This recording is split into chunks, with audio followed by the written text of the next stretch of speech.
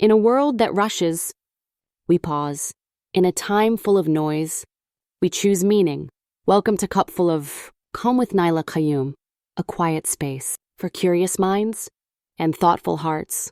And now, it's time for another refreshing episode, a new journey steeped in insight, stirred with calm, and served with care. So settle in, let's begin. There's something about Pride and Prejudice that always pulls me in, no matter how many times I've read it. It opens with that famous line we all seem to know, "It is a truth universally acknowledged." And just like that, you're inside Jane Austen's world, where wit, observation, and quiet rebellion live under a polished Regency surface. Jane Austen wrote this novel in the early 1800s, and even though it was first published anonymously in 1813 simply as by the author of Sense and Sensibility, it took the reading public by storm. Imagine this, over 1,500 copies sold in the very first print run, and it's never been out of print since.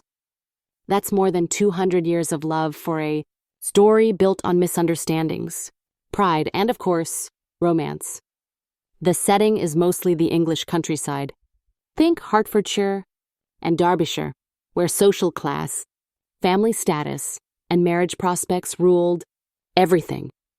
And into this world steps Elizabeth Bennet, sharp, independent, funny, and far from your typical romantic heroine.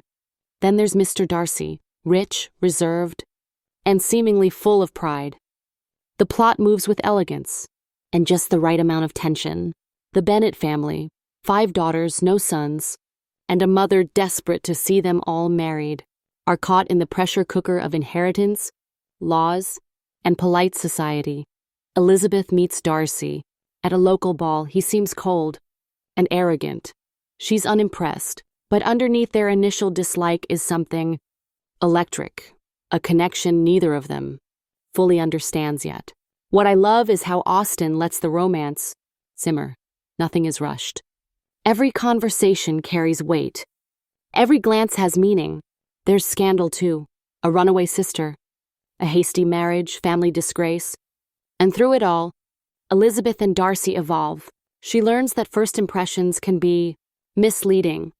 He learns to let go of pride, and slowly, their relationship becomes a portrait of mutual respect and growth. When it was first published, readers were hooked. The mix of clever dialogue, strong characters, and subtle social critique was refreshing. In a time when novels often showed women as passive or overly romantic, Elizabeth Bennet felt real, smart, flawed, and funny. She wasn't waiting to be rescued. She was questioning everything. Other writers noticed too. Charlotte Bronte admired Austen's craft, but thought her novels lacked passion. Yet even Virginia Woolf, writing a century later, praised Austen's brilliance, calling her the most perfect artist among women.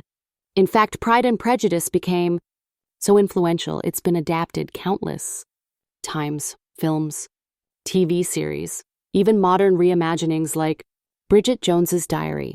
It's also found a place in classrooms and universities all over the world. From high school English syllabuses in the UK and US to deeper literary analysis in college courses, it keeps being rediscovered, generation after generation. One reason for that is Austen's wit. The humor isn't loud or dramatic, it's in the details. Mr. Collins with his ridiculous pride and pompous speeches. Mrs. Bennet always flustered, always matchmaking. And Darcy's failed first proposal, awkward, insulting, and yet completely human.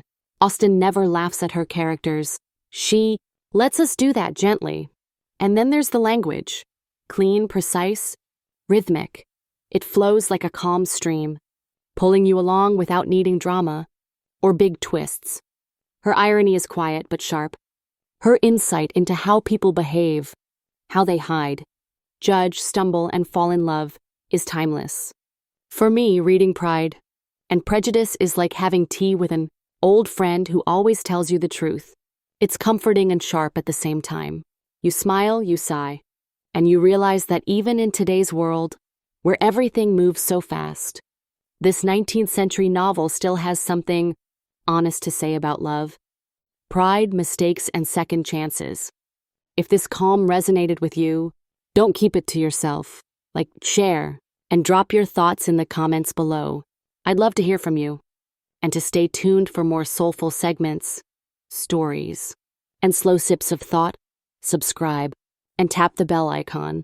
Because here at Cupful of Calm, the quiet is never empty.